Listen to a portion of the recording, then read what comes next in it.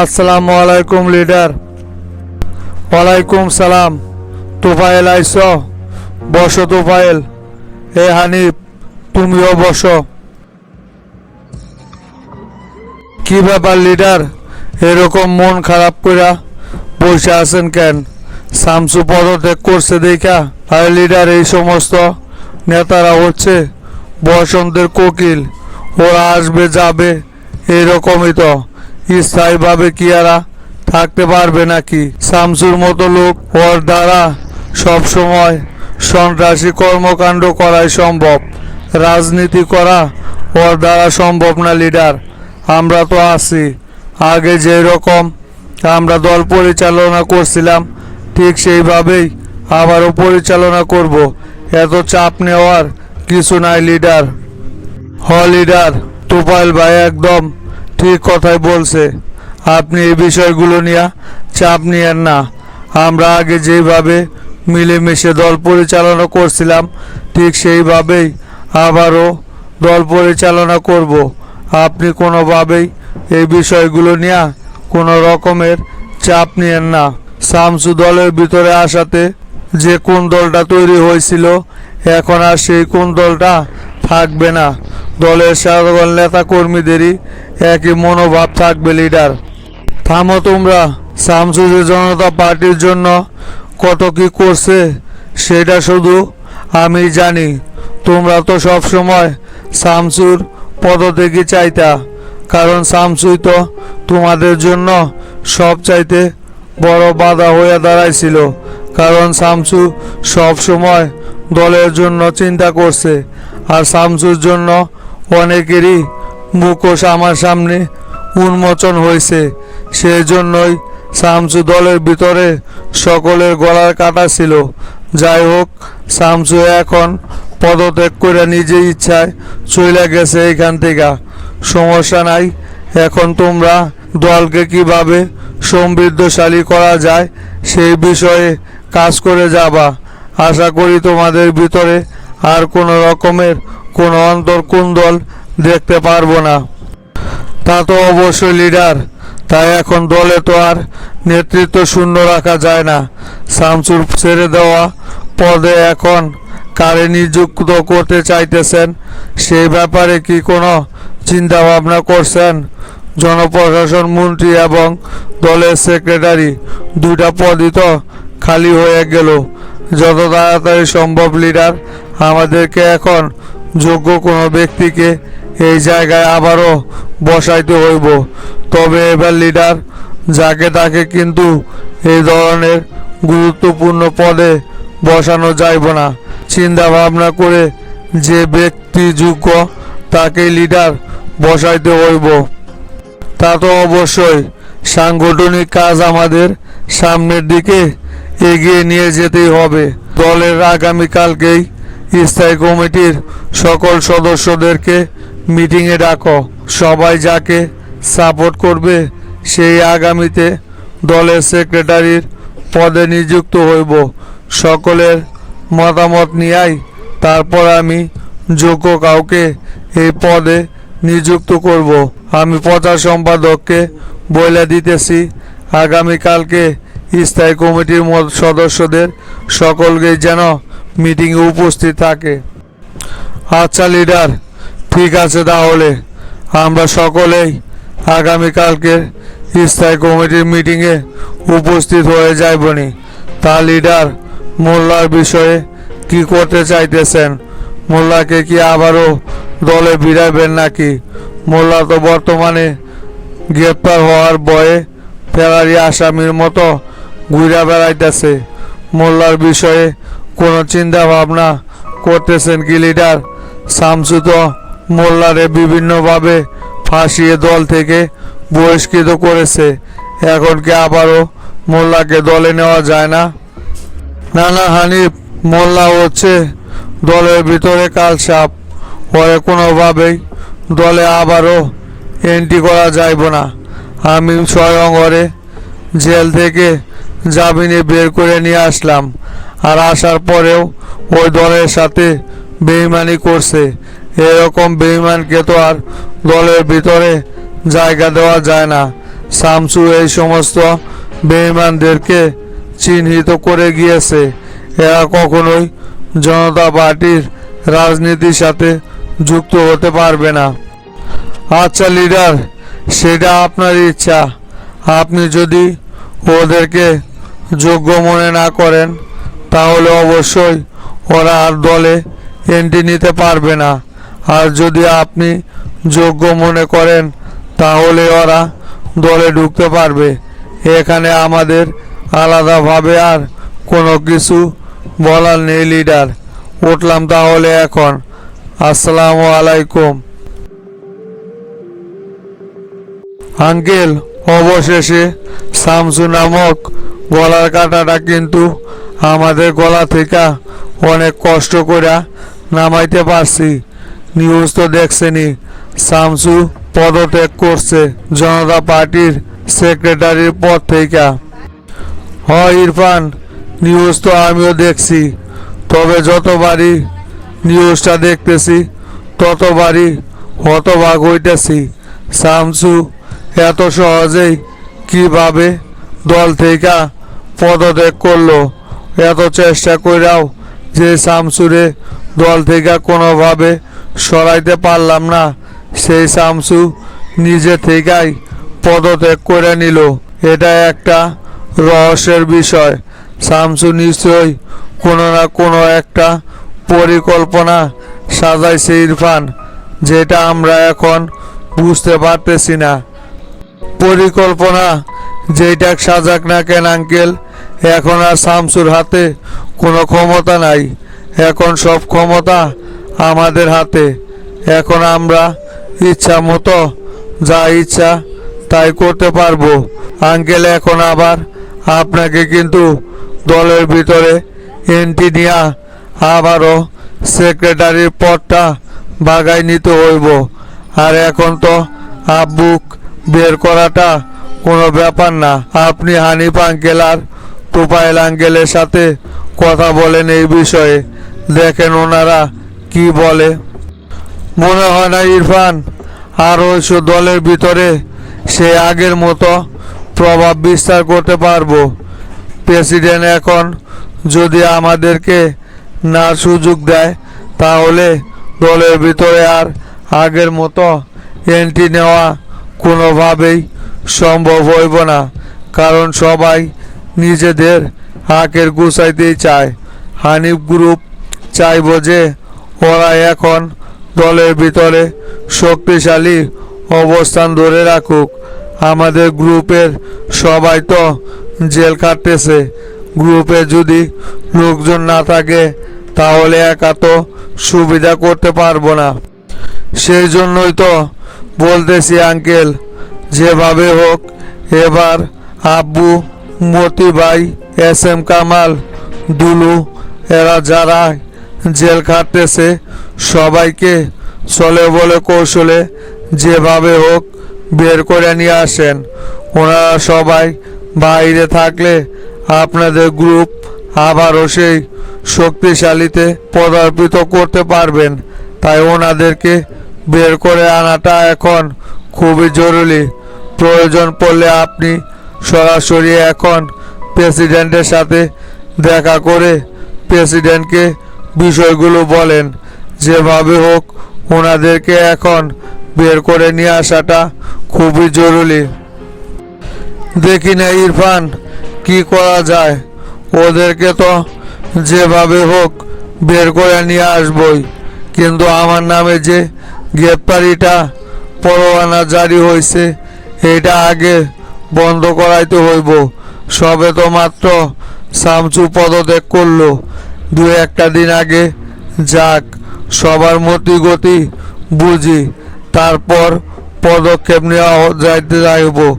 আজকে হানিফ ভাই এবং তোফায়েল ভাই গেছিল প্রেসিডেন্টের সাথে আলোচনা করার জন্য। দেখি আগে ওনাদের সাথে কথা বলি, প্রেসিডেন্ট কি আলোচনা করলো ওনাদের সাথে। পরে আইনমন্ত্রীরে দিয়া হাজিরে জেল থেকে বের করে নিয়ে আসার একটা ব্যবস্থা করতেছি আমি। তুই আঙ্কেল, এখন আর আপনাকে এইভাবে পালিয়ে থাকতে হইব না। এখন আপনাকে ধরতে আসে কোন পুলিশ সেইটা দেখে নিব না। এখন কি আর সেই আগের মতো শামসুর কথা মতো চলাফেরা করবে নাকি পুলিশ, যে আপনাকে গ্রেপ্তার করবে? এখন দেখবেন পুলিশ আর আপনার সামনে আসার কোনো সাহসই পাইব না। থাকুক ওই সমস্ত গ্রেপ্তারি পরোয়ানা।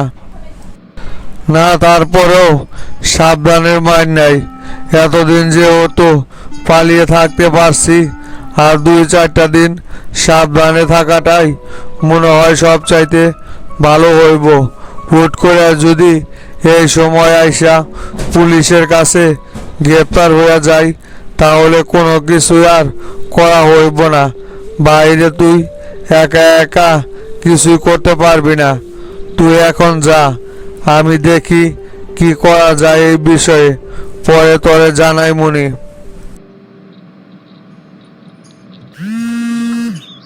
কিরে ডন, মাস্টার দেখি ফোন দিতেছে রে।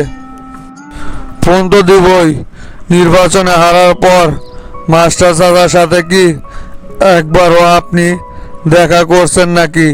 হয়তোবা দেখা করার জন্যই ফোন দিতেছে। ফোন রিসিভ করেন, দেখেন কি বলে। হ্যাঁ ভাই, আসসালামু আলাইকুম। বলেন ভাই। কিরে তোতা, কোনটি আছিস রে তুই? একবারের জন্য তো আমার সাথে দেখা করলি না। নির্বাচনে হাইরা কি একেবারে শয্যাশায়ী হইয়া পড়ছস নাকি? আমার সাথে দেখা করার একবারও মনে চাইল না? যেটি থাকস না কেন, তাড়াতাড়ি আমার অফিসে আইসা দেখা কর। না ভাই, হয়েছে কি, নির্বাচনে হারার পর চিন্তায় একটু অসুস্থ হয়ে পড়ছিলাম। তাই ডনের নিয়া নজরুল ডাক্তারের কাছে গেছিলাম পরীক্ষা নিরীক্ষা করার জন্য। শরীরটা ভালো লাগতেছে না তো, তাই বাসায় বসে আছি। ভাবছি একটু পরে আপনার সাথে দেখা করতে যাইব। হয়েছে, তোর একটা ভুলের জন্য এইদিকে অনেক কিছুই গইটা গেছে। নির্বাচনে তো জয় পরাজয় থাকবই, তাই বইলা কি একেবারে অসুস্থ হয়ে পড়তে হইব নাকি? এখন আমার সাথে চেম্বারে আইসা দেখা কর। তোর আর হাবিব ভাইয়ের সাথে আমার গুরুত্বপূর্ণ আলোচনা করার আছে। তাড়াতাড়ি চলে আয়।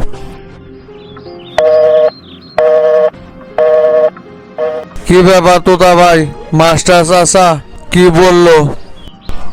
তাছাড়া আর কি বলবো, মাস্টারের সাথে দেখা করতে হইব রে। দেখা করতে বললো। এইদিকে নাকি অনেক কিছুই গইটা গেছে রে আমার এই নির্বাচনের হারার জন্য। জিতা মাঠটা এইভাবে হাইরা গেলাম, সেইটা তো কোনোভাবেই মাইনে নিতে পারতেছি না রে ডন। কি আর কার সাথে দেখা করি? ওইটা নিয়ে পড়ে থাকলে হইব ভাই? সামনে আমাদেরকে আবারও নতুনভাবে সব কিছু শুরু করতে হইব না? এইভাবে বাসায় বসে থেকে তো কিছু হইব না। এই নির্বাচনে হারার জন্য শুধু আপনি কষ্ট পান নাই, শুনলাম শামসু ভাইও নাকি জনতা পার্টি থেকে পদত্যাগ কইরা ফেলাইছে। আমার মনে হয় আপনারে জিতানোর জন্য শামসু ভাই অনেক চেষ্টা করছে, শেষ পর্যন্ত পদত্যাগও কইরা ফেলাইলো। এটা কি আপনি কম মনে করতেছেন? শামসু ভাই এমনি এমনি তো আর পদত্যাগ করে নাই। তাই তো মনে হইতেছে। শামসু ভাই, মাস্টার চাচা ওরা সব সময় আমার পক্ষেই কাজ করে গেছে। শুধুমাত্র কিছু বেইমানের জন্য এই নির্বাচনে আমি জিততে পারলাম না। এই বেইমানরা যদি আমার হইয়া কাজ না কইরা সরাসরি শফিকের হইয়া কাজ করত, তাহলেও এইখান থেকে আমি বেইমানগুলোরে চিনতে পারতাম। কিন্তু ওরা তো একেবারে আমারে পিছন থেকে ছোড়া মারছে রে, যার কারণেই কাউকে চিনতে পারলাম না। সমস্যা নাই তোদা ভাই, যারা যারা আমাদের সাথে বেইমানি করছে না, একেবারে আমি এলাকায় শান্তিভাবে থাকতে দিব না। আমার সাথে বেইমানি করাটা যে কি ফল হইতে পারে এটা সবাই এবার হারে হারে টের পাইব। আমাদের কাছ থেকে টাকা পয়সা খায়া নির্বাচন করে তলে তলে শফিকের, তাই না? এইসব বেঈমানদেরকে চিহ্নিত করা হয়েছে। এদের বিরুদ্ধে এক এক করে এই ডনের অ্যাকশন শুরু হইব। ডন, তুই এক কাজ করবি, যে যে নেতা কর্মী আমাদের কাছ থেকে টাকা নিছে কিন্তু ওর ওয়ার্ডে পাস করতে পারি নাই, মনে করবি সেই আমাদের সাথে বেইমানি করছে। প্রত্যেক জনের যে পরিমাণ টাকা দিছস তার থেকে একটা টাকাও কম নিবি না। সবার কাছ থেকে সব টাকা আবারও উসুল করে নিবি।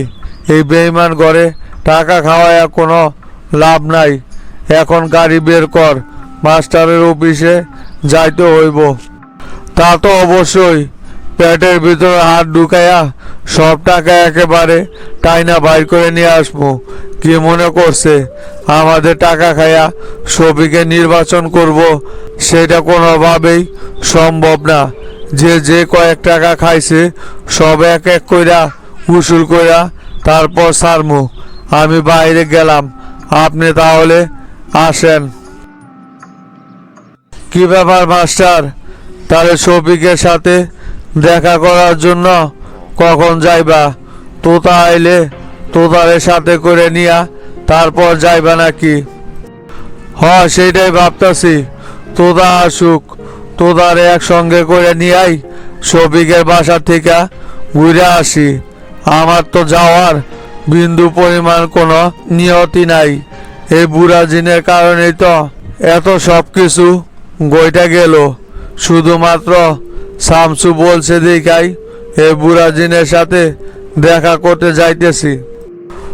মাস্টার, ঠিকই বলছ। একেবারে সব কিছু এলোমেলো হয়ে গেল এই বগুড়ার উপনির্বাচনটা হওয়ার পর। কখনোই ভাবছিলাম না যে এরকম একটা ঘটনা এইখানে ঘটতে পারে।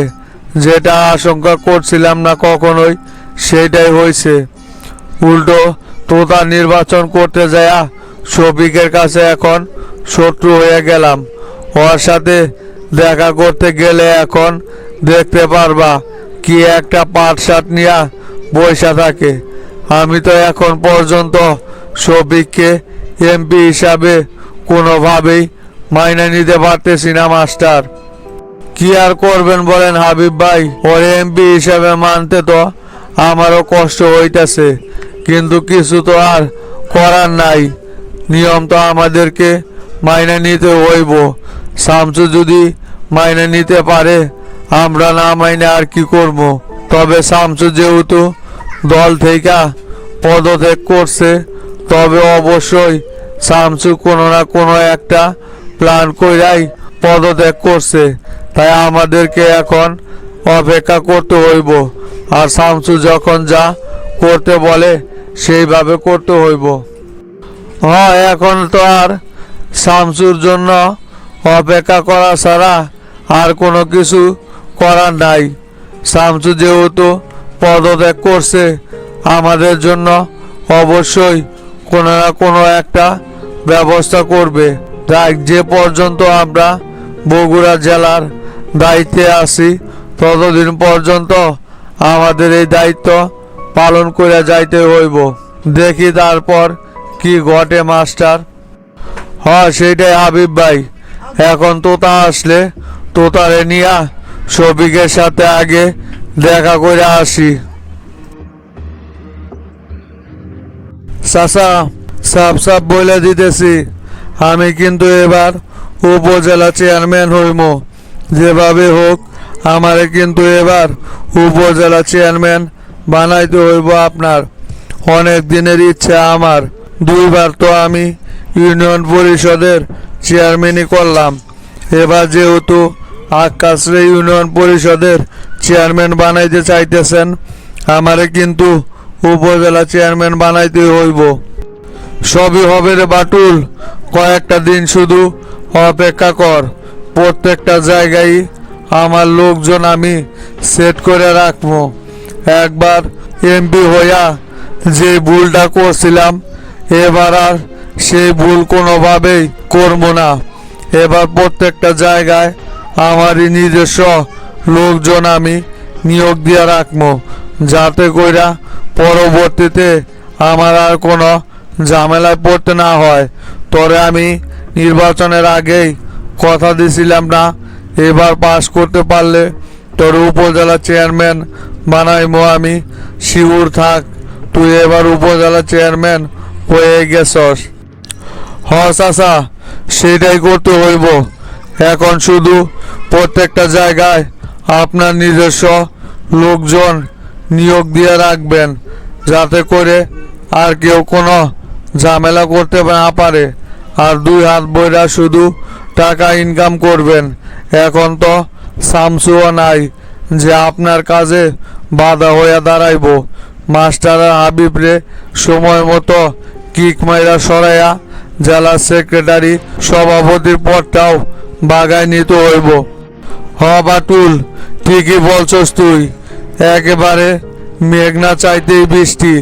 কথায় আছে না, এক ডিলে দুই পাখি, সেই এক ডিলে দুই পাখি শিকার করছি এবার আমি। এমপিও হইলাম, শামসুও দল থেকে পদত্যাগ করলো। ঢাকার লাইন সম্পূর্ণ আমার ফুরফুরা। এখন শুধু দুই হাতে মাল কামাই যাইমু, কেউ আর কথা বলার মতো সামনে থাকবো না। শালার তুতা, তোরে এত করে বলছিলাম আমার সঙ্গে থাক। শামসুর দলের ভিতরে প্রভাব বেশি দিন আর থাকবো না, কিন্তু আমার কথা না শুই না ওই তোতার যায়া যোগ দিল শামসুর গ্রুপে। এখন আমসালা দুইটায় হারাইছে, জেলা সেক্রেটারির পদও হারাইলো, মাঝখান থেকে এমপিও হইতে পারলো না। কথায় আছে না চাচা, গুণীজনের কদর কি আর সবাই বুঝতে পারে নাকি? আপনি যে কোন ব্যান্ডের লোক সেটা আমি খুব ভালো করেই বুঝতে পারছিলাম, যার কারণে তো আইটা মারা পইরা আপনার পিছনে আছি। জানি আপনার কোনো সিদ্ধান্তই কোনো সময় ভুল হয় না। এবারে এক এক কইরা যারা যারা আমাদের পিছনে লাগছিল সবারই এলাকা থেকে দূর করবো।